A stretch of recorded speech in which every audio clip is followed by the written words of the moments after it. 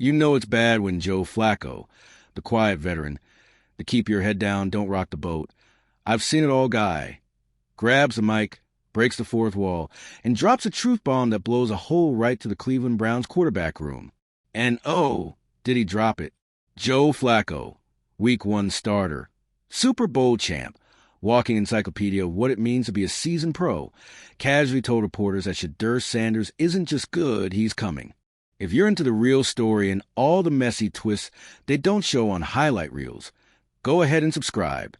And if you're sticking around to see how this Browns QB chaos plays out, you should definitely be subscribed. Fast.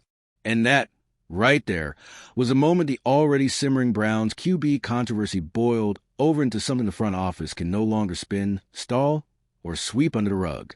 Let's break it down.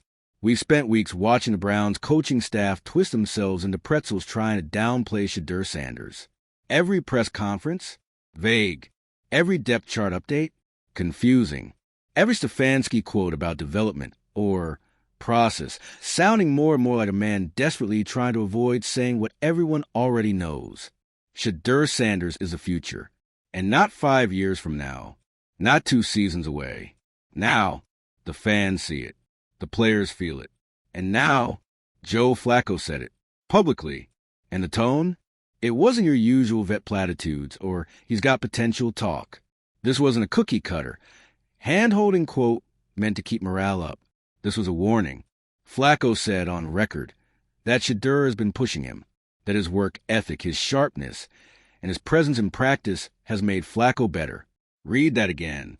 A rookie is sharpening a Super Bowl MVP. That's not praise. That's prophecy. And for all the headlines about Flacco being named the starter, this was the real headline. A veteran QB, respected across the league, basically saying, yeah, I'm starting, but y'all better keep your eyes on that kid.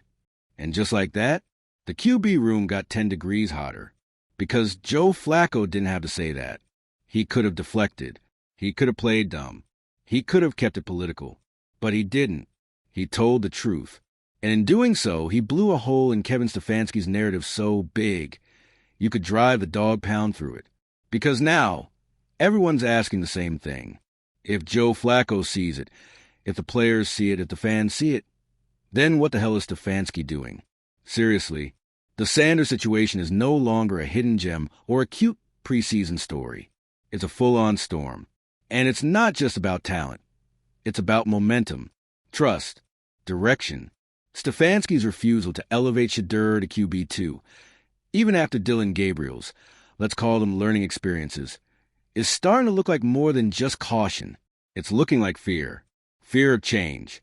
Fear of admitting you bet on the wrong horse. Fear of letting go of control. And nothing makes that fear look worse than Flacco's quiet confidence in Sanders. But here's where it gets even messier. Because not only did Flacco shine a light on Sanders' growth, he also addressed Dillon Gabriel. And, to be clear, he didn't throw shade. He didn't dog him. Flacco's too classy for that. But what he did say, that Gabriel needs more time to build chemistry. Translation? He's not ready. Which is fine, by the way. Most rookies aren't. But Gabriel isn't sitting quietly in the background. He was being talked about as QB2. Some in the building were still pushing that narrative, still hoping he'd prove Stefanski right. And now Flacco, without raising his voice, just closed the book on that chapter. The Browns have one quarterback worth building around for the long term, and it's Shedeur, period.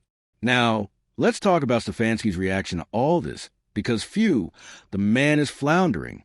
When reporters asked about Sanders' role, Stefanski offered his usual mumbo-jumbo. We like where he is in the process.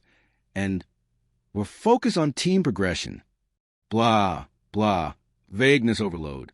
It was like watching someone try to explain why they won't plug a phone that's already at 95% battery. And fans? They've had enough. Analysts are starting to pile on. 2. Garrett Bush absolutely lit up the airwaves this week, calling the coaching staff out for what it is, paralyzed by indecision. He said, what everyone's been whispering. The Browns are making the same mistake they've made for years. Wasting talent. Overthinking the obvious. Letting fear of media backlash, locker room politics, and narrative management override actual football logic. Because let's be honest, this isn't just about Shedeur being good. It's about timing. You don't wait until your roster is broken down. Your defense is tired. Your fans are bitter, and your season is 3 to 6 before making the move. You do it now when the team is intact, when belief is still alive, when the players still have hope. And more importantly, you do it while Joe Flacco is there. Because that's the X factor no one's talking about. Flacco isn't threatened by Sanders. He's not insecure. He's not watching his back. He's mentoring this kid the right way. Quietly, consistently, like a real leader. This is a perfect setup for a transition. And the Browns are wasting it. Every game Shedeur doesn't play, it's a missed rep, a missed chance to grow, a missed opportunity to build trust with the fans, the team, the league. And what's worse, the longer he's held back, the more it starts to feel personal. Because at this point, it's not about ability. It's not about injury. It's not about letting the kid develop. It's about control. About old school coaches trying to gatekeep a new era quarterback who's already earned a shot.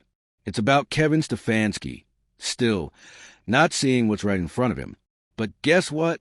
Now that Flacco has spoken, the conversation has changed. Now, if Shedeur doesn't move up the depth chart, it's not just the fans asking questions. It's the national media. It's the analysts. It's the players. You think the locker room didn't hear what Flacco said? You think the veterans don't know what that kind of public acknowledgement means? Trust me, they heard, and they're watching. Because say what you want about the Browns, but this team is ready to win. They don't want to waste another year playing musical chairs with quarterbacks. They want direction, identity, leadership, and Shedeur Sanders has shown all three. So here's where we stand. Joe Flacco is starting, for now, but he's made it very clear that Shedeur is right behind him, that he's pushing, growing, and impressing everyone.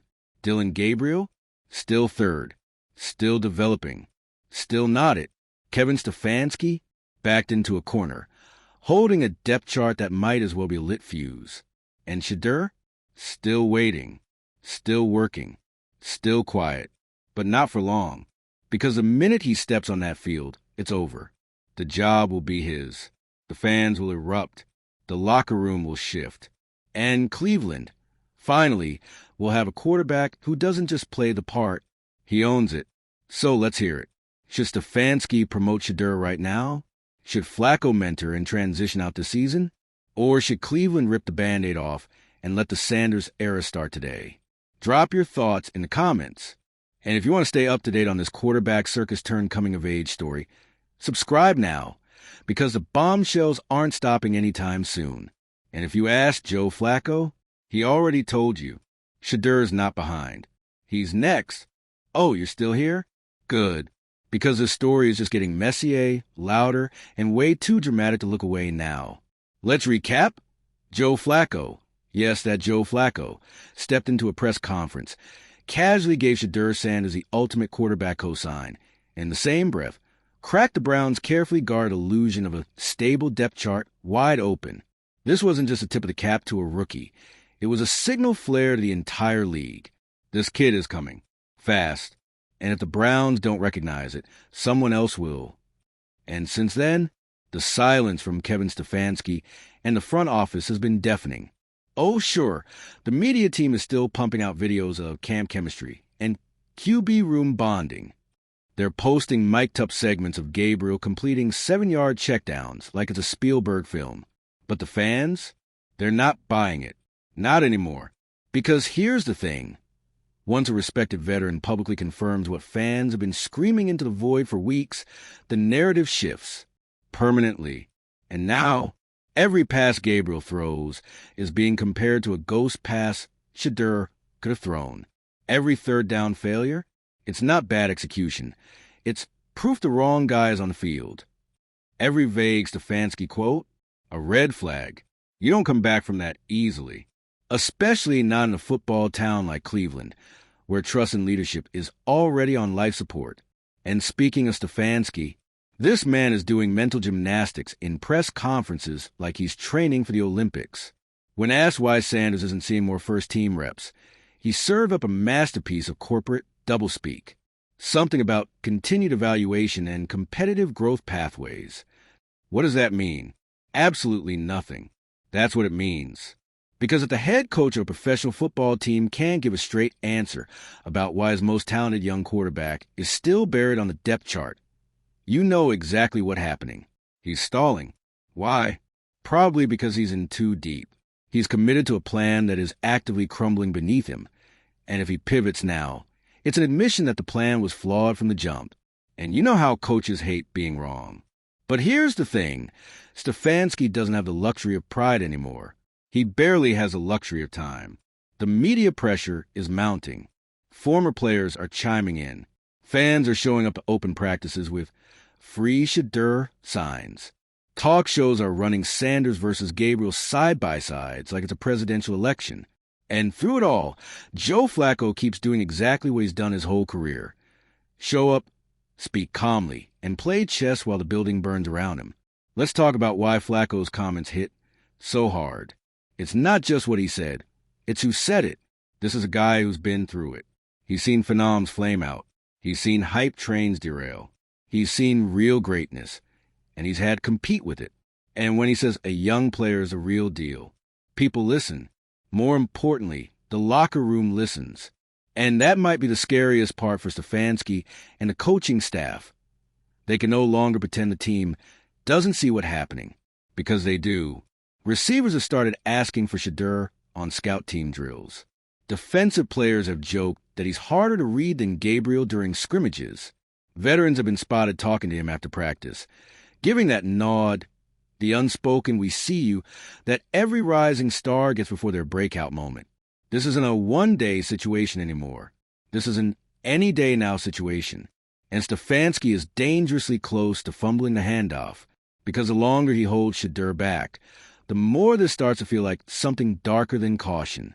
It starts to feel like insecurity, like fear of being outshined by a player the coach didn't handpick.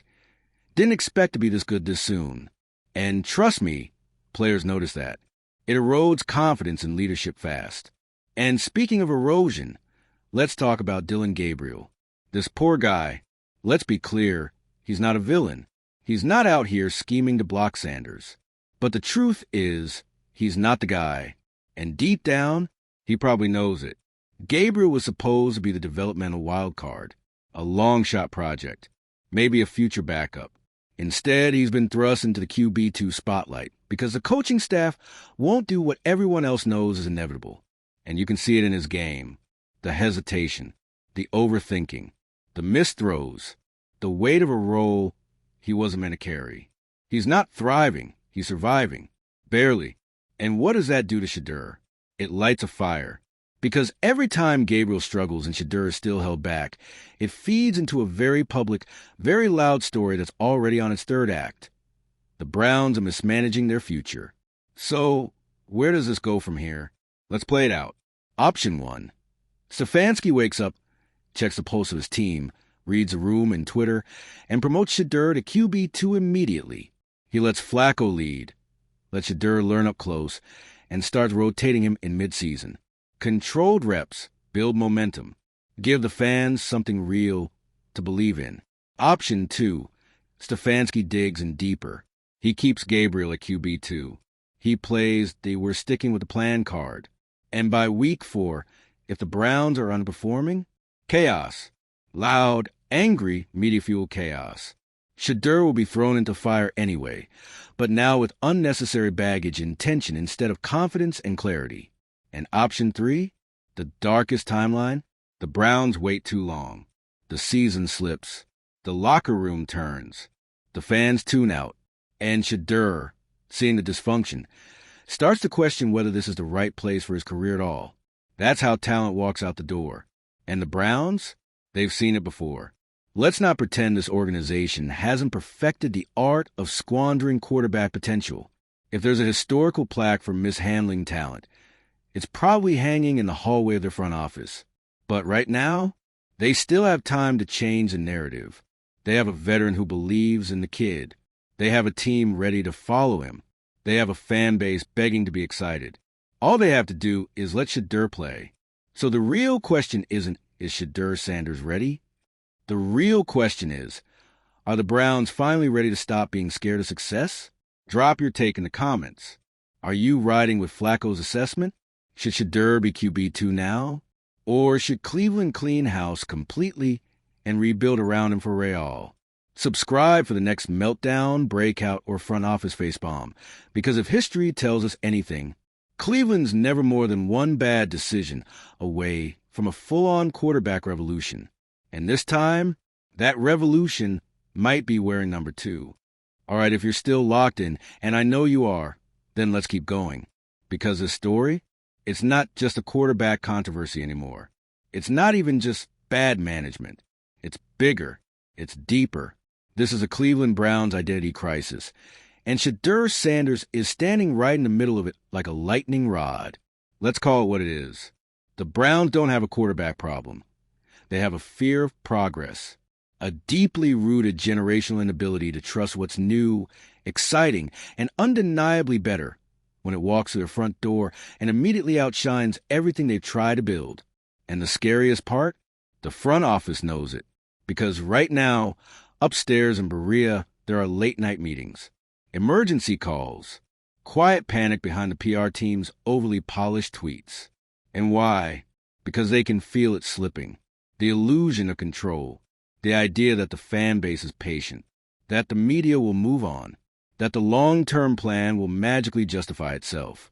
Nope, not anymore. Because Joe Flacco told the truth. And that truth hit harder than any interception Dylan Gabriel could throw. It exposed the silence, the indecision, the complete lack of urgency from a franchise that's pretending to be steady while the walls are clearly shaking. Let's zoom in for a second. Flacco didn't just praise Shedeur. He legitimized him. You can't undo that. It's like crowning a prince in front of the whole kingdom and then try and shove him back into crowd. You just can't unring that bell. And what it did more than anything else was throw Stefanski's entire wait-your-turn narrative into the trash where it belongs. Let's be honest. If this were any other rookie, Stefanski might have leaned in. But Shedeur, he's not just a player. He's a movement, a brand, a walking headline. And that's not Stefanski's style. He wants system guys, process guys, the kind who say all the right things and blend in until they're told to stand out. But Shedeur doesn't blend in. He commands. And instead of embracing that, the Browns tried to dim his light. That's the real story. They tried to contain charisma, box up leadership, slow-roll natural-born talent under the excuse of development. And now, it's backfiring spectacularly. Because not only is Shedeur outperforming expectations, he's doing it without the reps. He's making an impact from the sidelines. And you know what that does to a locker room? It gets guys talking. It starts in the film room. Quiet at first. A running back saying, "Yo, did you see that scout team throw he made?" A safety admitting, "Dude can read defenses already." Then it moves to the field. A receiver running sharper routes when Shedeur's in. A lineman blocking harder when the rookie's behind him. Subtle shifts. Invisible loyalties forming. And by the time the coaches catch on, it's too late. The room has already picked its leader. That's what's happening right now in Cleveland. This isn't just media pressure or fan hype. It's organic takeover. A grassroots quarterback revolution from inside the locker room. You can't manufacture it. You can't coach it. And you definitely can't stop it once it starts. And Flacco, he just lit the match. Because when the starter himself is saying, "Watch out for this kid," the QB room dynamic changes overnight. It forces accountability. It shatters any protection you were giving your favorites. Gabriel can no longer be developing quietly. He's now under a magnifying glass, and it's not going well. Let's talk about Gabriel for a second, because this part matters. It's not his fault that he was over-promoted. He didn't ask for the coaching staff to prop him up. He didn't leak depth charts or spin media narratives. But now, he's in over his head, and it's painfully obvious. His mechanics are stiff. His pocket presence is nervous. And his leadership? There isn't any. He's trying to be a pro, but you can't fake gravity. And meanwhile, Shedeur is showing it effortlessly on the sidelines. He doesn't force throws. He throws ropes. He doesn't give rah-rah speeches. He makes eye contact with teammates and listens. And when he speaks, guys lean in. That's not development. That's readiness. And this whole idea that sitting him is some kind of character-building rite of passage, that's nonsense. Quarterbacks don't need to suffer to be great. They need to be trusted, given the keys, thrown into the fire while the tools are still sharp. And the longer you wait, the duller the blade gets. And you know what? Maybe that's what Flacco sees. Maybe that's why he spoke out, because he's been around. He's seen hot shots flame out because they weren't supported early. And maybe, just maybe, he sees something special in Shedeur that reminds him of himself before the years, the injuries, the media cycles. And Flacco, he knows this team. He knows the Browns don't get these chances often. A young quarterback with the poise of a vet, the work ethic of a journeyman, and the spotlight already loving him, that doesn't walk through your door twice. So what now? If the Browns were smart, and let's not get our hopes too high, they'd flip the script today. Stefanski walks into the press room, clears his throat, and says the words we've all been waiting for. Shedeur Sanders is moving up. He's earned the opportunity. That's it. Doesn't need a monologue. Doesn't need a PowerPoint. Just give the kid the chance he's already earned and let the franchise breathe again. Let the fans hope again. Let the locker room believe again. And if they don't, then strap in, because it's going to get worse. The boos will get louder. The trust in leadership will erode. And the risk? You don't just lose games. You lose your guy. You risk letting Shedeur drift into that dangerous mental space where he starts thinking, maybe this isn't the right place for me. And once a quarterback starts thinking that, good luck getting him back. So Browns fans, what's the move? Do you ride the wave Flacco started? Do you trust what your eyes, your gut, and the entire fan base is screaming? Or do you let politics and caution continue to rob you of something that finally feels like destiny? Drop your comments. I know you've got thoughts. And if you're watching this whole saga unfold with equal parts fascination and frustration, hit that subscribe. Because trust me, this story, it's not ending here. It's just reaching its breaking point.